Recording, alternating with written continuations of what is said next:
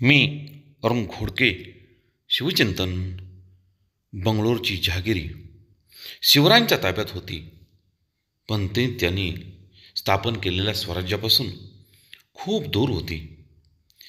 ती स्वराज्याला जोडायची असेल तर आदिलशाच्या अंमलाखाली असणारा कोप्पळ, धारवाड हा भाग जिंकणे गरजेचे होते.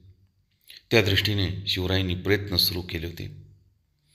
इसवी सन 1673मध्ये अण्णाजोतीला सांगून शिवरायांनी संपन्न असलेली हुबळीची पेठ लुटली. त्याच वर्षी शिवरायांनी धारवाड ताब्यात घेऊन त्याच्या उत्तरेला असणाऱ्या 30 मैलावरचा नरकुंचा किल्ला जिंकला.